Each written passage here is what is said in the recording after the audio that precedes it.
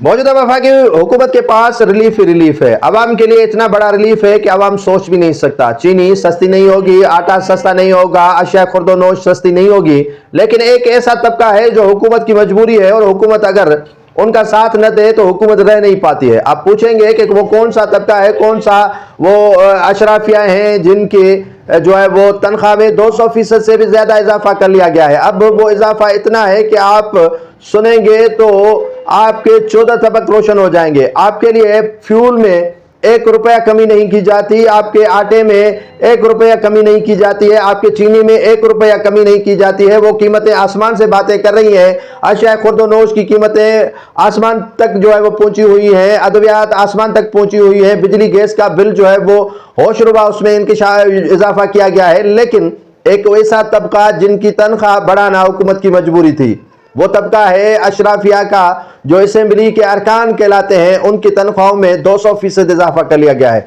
अब 200% इजाफे का मकसद ये है कि उनकी तनख्वाह 5,25,000 माहाना कर दी गई है। अब ये तनख्वाह लेंगे, 5,25,000 जाएं या नहीं जाएं, असेंबली के अंदर मौजूद हो न हो, लेकिन मौजूदा हुकूमत ने उनकी डबल से नहीं, ट्रिपल से भी नहीं, बल्कि और बड़ा जो है वो उनकी तनख्वाहों में इजाफा करके ये एक रिकॉर्ड कायम कर लिया है कि अवाम के लिए, गरीब मजदूर मेहनत कश के लिए एक कोड़ी पाई भी आपके खजाने में मौजूद नहीं है कि उनको रिलीफ दिया जाए। लेकिन अशराफियों की तनख्वाहों में जो है वो आपने तकरीबन कोई दुगनी नहीं बल्कि इससे भी बढ़ाकर इजाफा उनकी तनख्वाह में कर दिया है।